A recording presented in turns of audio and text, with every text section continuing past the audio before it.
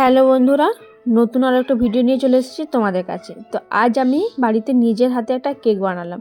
আজ বড়দিন, সবাইকে ভাবলাম একটু কেক দিয়ে দিনটা আমি শুরু করি। তো আগে সকাল সকাল বানিয়ে ফেলেছি কেক। তো এরকম থকথকে কেক বানানোর জন্য ঝটপট আমার ভিডিওটা পুরোটা দেখো এবং তোমরাও বাড়িতে ট্রাই করে দেখো।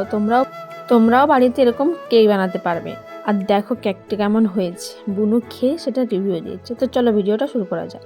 প্রথমেই আমি একটা পাত্রে 2 কাপ সুজি নিয়েছি এবং 1 কাপ গুঁড়ো চিনি দিয়ে মিশ্রণটাকে ভালো করে মাখিয়ে নিচ্ছি এবং তারপর দিচ্ছি সেটাতে 1 কাপের মতো ময়দা এবং 1 চামচ বেকিং পাউডার আর অল্প পরিমাণে বেকিং সোডা, আর সাথে দিয়েছি 1.5 কাপ দুধ দিয়ে মিশ্রণটাকে ভালো করে মেখে নিতে হবে যাতে সুজিটা ভালোভাবে গলে যায়। এবং সেটাকে 10 মিনিট ঢাকা দেওয়ার পর আমি একটা পাত্রে বাটার মাখিয়ে নিয়েছি এবং সেই মিশ্রণটাকে ভালো করে বসিয়ে নিচ্ছি। তোমরা চাইলে বাটার পেপারও দিতে পারো। এবং প্রেসার কুকারের সিটিটা এবং গার্ডারটা খুলে আমি সেই মিশ্রণটাকে একটা পাত্রের ওপরে বসিয়ে 40 মিনিট উনুনে দিয়েছিলাম।